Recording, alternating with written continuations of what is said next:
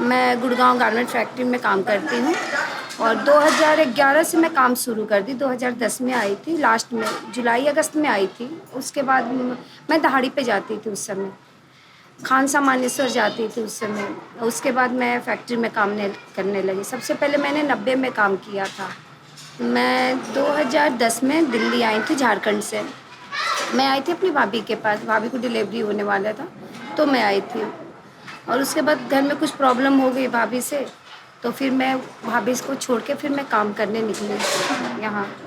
फिर मैं दिल्ली आई, पहले मैं शकरपुर आई थी, फिर यहाँ कापासेड़ा बॉर्डर पे आई, फिर यहाँ काम करने लगी।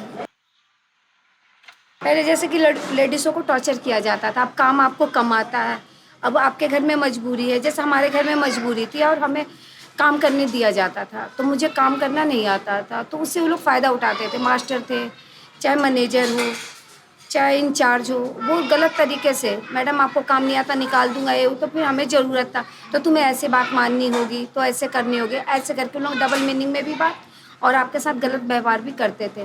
काम सिखाने के बहाने आपको कहीं इधर उधर टच करना, उन लोगों की आदत है। आज के डेट में भी वही आदत है उन लोगों की। सबसे ज़्यादा तो मैं जब उस कंपनी का नाम तो मैं नहीं ले रही हूँ, उस कंपनी में सबसे ज़्यादा टॉर्चर होता था। मैंने उसके खिलाफ़ भी कंप्लेंट डाला था, काफ़ी हंगामा भी हुआ था उस कंपनी में। ये होता है, अक्सर होता है कि कंप्लेन करना मुश्किल होता है, जब कर देने के बाद उन लोगों को काम भी नहीं मिलता है। पहले बोलते बहुत बहुत शरीफ बनती थी, ये है वो है करके पहले बात करने लगेंगे, उसके बाद आपको सब लोग बुरे नज़र से डर। अरे यार क्या हो गया, अगर थोड़ी बात मान जाती तुम्हारी नौकरी तो बच जाती, तुम्हारी सैलरी भी बढ़ जाती। सब लोग यही बात करने लगते हैं। अगर आप उनकी बात मानती हैं तब तो आपकी नौकरी सलामत है, नहीं तो फिर आपको निकाल दी जाती है। मेरे साथ भी बहुत बुरा व्यवहार किया था उन लोगों ने। जब मैं आई थी यहाँ कंपनी में, मैं कंपनी का नाम भी ले सकती हूँ, तो मैं उस कंपनी में जब काम कर रही थी, वहाँ का मैनेजर जो था काफ़ी बुरा था, हर कोई उससे परेशान था। और एक एक नहीं, 7-7 लेडीज़ों को उसने रखा था अपने साथ, वो सब उससे बात भी मानती थी। तो उसने मेरे पे भी ट्राई किया। फिर मैंने आवाज़ उठाई, जब मैंने आवाज़ उठाई तो उन लोगों ने, उसने मुझे बुलाया अपने केबिन में। उसका अलग से एक केबिन था, उस केबिन में कोई नहीं जाता। जैसे अगर हम जाएँ तो उसके अंदर जो भी बैठे रहेंगे वो बाहर आ जाएँ, सिर्फ वो मैनेजर रहेगा।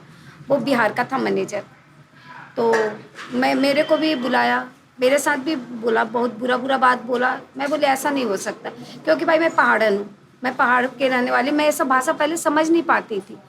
तो मैं बोली कि नहीं नहीं, मैं अपने घर में अपने हस्बैंड को बता दूंगी। फिर ये सब बात होने लगी।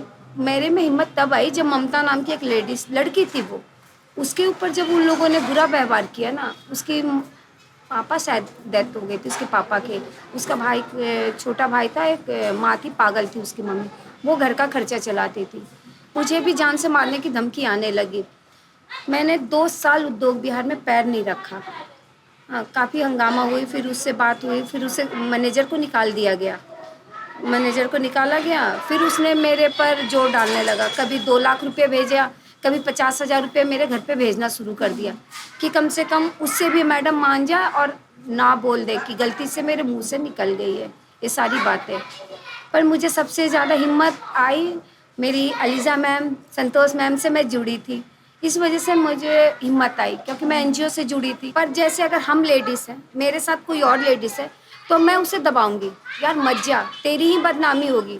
एक लेडीज़ दूसरे लेडीज़ को दबा देती है कि मत जा, बदनामी को कोई सुनने वाला नहीं है, जेंट्स को तो नहीं, तेरे को ज़रूर निकाल देंगे। फिर तू सोच कहाँ जाएगी काम ढूंढने, इधर जाएगी उधर, हर जगह तो यही माहौल है, कहाँ सुरक्षित है। इस डर से और वो नहीं जाती अंदर तक, बात जाती ही नहीं है लेडीज़ की। और जाती भी है तो कोई नहीं सुनता है, ना पर्सनल वाले, ना वो सब जो बैठते मैनेजर हो, जीएम हो, कोई नहीं लेडीज़ का सुनता है। और थाने में थाने में जल्दी जाती नहीं है कंप्लेन। अगर लेडीज को चली जाए थाने, थाने जाती तो लेडीज़ का हिसाब हो जाता है, 2 दिन या 3 दिन के बाद हिसाब हो जाता है। और वो उसका फ़ोटो नंबर सब डाल देते हैं इंटरनेट पे कि मतलब इस औरत को किसी कंपनी में काम ना दिया जाए। ऐसा हुआ है एक लेडीज़ के साथ, गीता नाम की एक लेडीज़ थी, उसके साथ हुआ था। वो डाल देते हैं, जैसे सारे ब्रांच तो एक ही से मिले जुले रहते हैं, सब लोग उसका फ़ोटो डाल देंगे कि उसको, इस लेडीज़ ने इस कंपनी पर ऐसा आरोप लगाया है, तो आप इस लेडीज़ को कहीं काम ना दिया जाए। वो गीता के साथ ऐसा हुआ था, उसने जब कंप्लेंट डाला था, पुलिस आई थी, उसने मकान मालिक के खिलाफ, तो फिर पता नहीं क्या क्या करके हुआ था, तो कंपनी तक बात गई थी। तो कंपनी वालों ने उसको कहते आज तक उसको ऋचा में काम नहीं मिला। एक गारमेंट फैक्ट्री नहीं, बड़े बड़े कंपनियों में भी ऐसी होती है। एक गारमेंट फैक्ट्री की बात नहीं, कोठियों में जो काम करती उनके साथ भी गलत व्यवहार होते हैं। 14 साल की लड़की थी, उसको डिलीवरी रह गया था उसका। किसने किया? सेठ ने किया? सेठ ने किया था, जिसके कोठी में वो काम करती थी। यही सेक्टर 22 की बात है। फिर क्या हुआ उसमें? फिर उसके क्या के पैसे दे दिए और अबॉर्शन करा के उसकी मम्मी उसको गांव भेज दी। आज के डेट में उसकी मम्मी उसके घर में काम कर रही है। यही होता है, कभी मजबूरी, कभी पैसों की लालच देकर औरतों को चुप कराया जाता है। कभी कभी औरत भी होती है कि झुक जाती है। क्यों झुकना? जब हम अपने घर में सबसे लड़ सकते तो बाहर क्यों नहीं लड़ सकते? जब हम घर की लड़ाई जीत जाते हैं तो बाहर की भी तो लड़ाई जीत सकते हैं। डर तो हमें घर वालों से होना चाहिए, जिनके साथ हमें रहना है पूरी जिंदगी। बाहर वाले से क्यों डरे? पर ये सोच हर कोई में है नहीं। मेरी बिल्डिंग में एक लेडीज है, वो काम करती है, उसका हस्बैंड भी उसमें काम करते हैं। दोनों मियाँ बीवी मिलकर काम करते हैं। उसकी बीवी है धागा कटिंग करती है, उसका हस्बैंड टेलर है। तो कभी जैसे किसी टेलर ने आवाज़ लगा दी, अगर उसकी मैडम थोड़ा हंस बोल लेती है तो भाई उसके घर पर आए दिन मार पिटाई होती है। उस मैडम को बहुत मारते हैं उसका हस्बैंड कि उसका साथ तुम्हारा चक्कर चल रहा। काफ़ी होता। मैं भी 1-2 बार उसके झगड़े में गई हूँ सुलझाने, और मैंने देखा भी है। बोलता कि नहीं मैम, इसका चक्कर है। अगर जेंट्स किसी से बात करे तो चक्कर नहीं है, अगर लेडीज़ किसी से बात कर लेना तो वो चक्कर है। तो वो बोलते हैं कि भाई भैया बोलती है तो दिल्ली वाला भाई है। ये लफ्ज़ है यहाँ का। बोलते हैं कि दिल्ली वाला भाई है।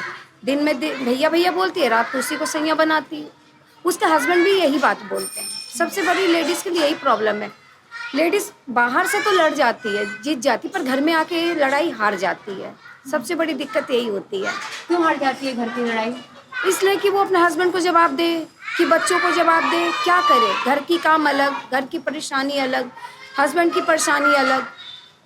फिर से जब अगर घर में जब आवाज़ उठेगी कि भाई ये औरत बदचलन है या किसी के साथ अफेयर, तो भाई अगल बगल भी बोलना शुरू करेंगे, तब तो वो हार ही जाएगी ना।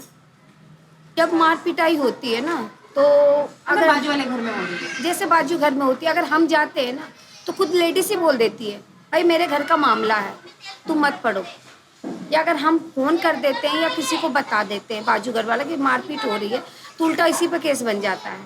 उल्टा वो लेडीज ही चढ़ जाएगी कि भाई, मतलब लेडीज़ खुद लेडीज़ का दुश्मन बन जाती है। इस वजह से यहाँ कोई किसी का हेल्प नहीं करना चाहता है। औरत को कहीं सुरक्षित नहीं है, ना घर में ना बाहर। आदमी बाहर जाता है काम करके घर आता है, औरत घर से बाहर निकलते ही शक शुरू। किस बात का शक? इतना कंट्रोल क्यों करना चाहता है आदमी औरत को? क्योंकि जो मर्द जैसा रहता है ना, क्योंकि वो भी दूसरी औरत को उसी निगरानी से देखता, तो भी सोचता है कि मेरे भी बीवी को कोई इसी निगरानी से देखता होगा। अगर औरत कहीं हंस बोल लेती है तो बस उसका अफेयर चलना शुरू हो जाता है। कभी कभी ऐसा भी होता है कि जो अपने बीवी को कंट्रोल करके रखते हैं, वो खुद अगर मैनेजर हो या मास्टर हो, वो खुद वहाँ जाके कंपनी में वो सी हरकत करते हैं। जब अपनी बीवी पे बारी आती है तो बस वही अपनी बीवी पर मार पिटाई सब, क्योंकि वो जानता है कि अकेले घर का काम उससे होगा नहीं। ठीक, वो अकेले घर चला नहीं सकता, अकेले बच्चों को पाल नहीं सकता। अगर उसकी सैलरी कम है तो वो भेजेगा ही अपने वाइफ को कि हाँ भाई तुम्हें कमाना है। अगर उसका पति पियाक हो, पीता दिन भर नौकरी करे, शाम को आके पी ले, उसको घर दुनिया से मतलब नहीं है, तब तो भाई बीबी कमाएगी ही। इस वजह से उसको कमाना है तो तुम्हें कमाना, घर में दिन भर करके मुफ्त की रोटी तोड़ेगी। हस्बैंड ही भेजते हैं बाहर कमाने और हस्बैंड ही लाछन लगाते हैं। कि मैंने भी बहुत सुना है कि लेडीज और लेडीज में यूनिटी नहीं है। नहीं वो है, साथ में बिल्कुल नहीं है। पर क्यों? यही तो आज तक पता नहीं चल पाया है क्यों। लेडीज़ तो चाहती है कि लेडीज़, लेकिन पर लेडीज़ समझती ना कि हम लेडीज़ होके क्या कर सकते हैं। रहना तो हमें मर्द के नीचे ही है। अगर ये सोच अगर लेडीज़ अपने दिमाग से निकाल देना तो लेडीज़ शायद कुछ कर सकती है। आप हंस के बात करो या बगल में ज़्यादा काम मिल जाए या उसको पैसे ज़्यादा मिल जाए, तो एक लेडीज़ दूसरे लेडीज़ पर आरोप लगा देती है, पक्का इसका मास्टर से चक्कर होगा, या मास्टर इसको रखा हुआ तभी इसको इतना काम दे रहा है, या ओवर टाइम लगा रहा है, या कुछ कर, बेशक उस लेडीज़ का रहे चाहे ना रहे कोई बात, पर एक दूसरे पर आचरण लेडीज़ लगाती ही है। जेंट्स को इतना मतलब नहीं रहता, पर लेडीज़ को लेडीज़ से ज़रूर मतलब रहता है कि आपके घर में क्या बन रहा क्या नहीं, वो अपने घर को नहीं देखेगी लेकिन आपके घर को ज़रूर देखने आएगी।